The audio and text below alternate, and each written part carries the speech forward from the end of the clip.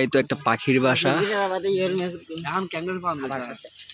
এই নড়াই না, ডিম ডিম থাকলে ফুটবে না। আচ্ছা দেখো তো আছে নাকি। আছে আছে, তুমি লম্বা টম্বা আছো, দেখো তো। না আমি অতটুকু দেখবো না, নড়াই কেন? দেখা যাচ্ছে ডিম আছে, কি বলো? নড়াই না।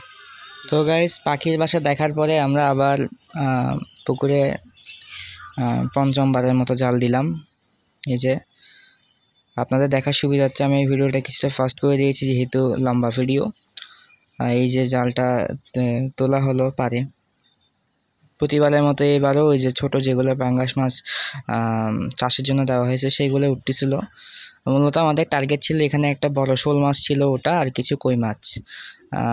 ওটা বারবার পালিয়ে যাচ্ছিল জাল থেকে, আমরা বারবার চেষ্টা করছিলাম, কিন্তু আমরা প্রতিবারই পাচ্ছিলাম এই যে পাঙ্গাস মাছের বাইশগুলো আর কি।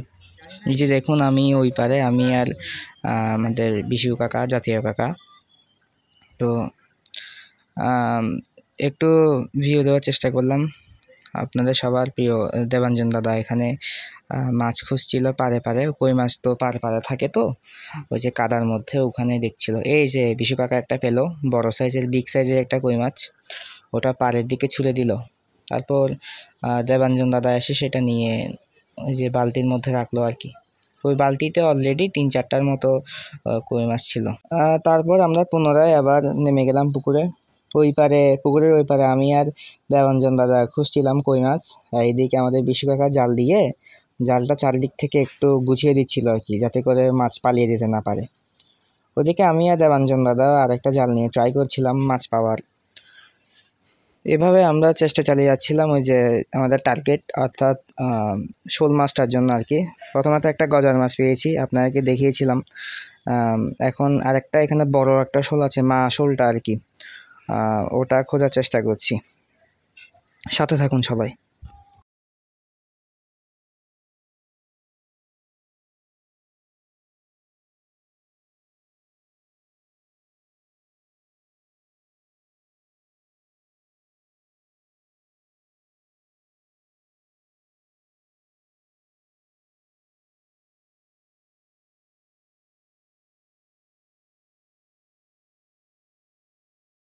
গাইস, এই যে বিশু কাকা আবার একটা পাই গেল কই মাছ।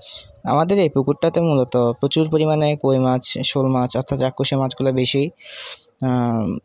তেমন একটা পরিচর্যা হয় না তো পুকুরটা, সেই জন্য এখানে রাক্ষসী মাছ, কই মাছ এগুলা বেশি হয় আর কি। পরবর্তীতে চাষের জন্য পাঙ্গাস মাছ কিছুটা ফেলা হয়েছিল, প্রায় 500-র মতো পাঙ্গাস মাছ ফেলা হয়েছিল। পরবর্তীতে ওগুলো বড় হচ্ছে আর কি। এখন ওই জন্যই আমরা পাঙ্গাস মাছগুলো নিচ্ছি না, ওগুলো আরও অনেক বড় হবে।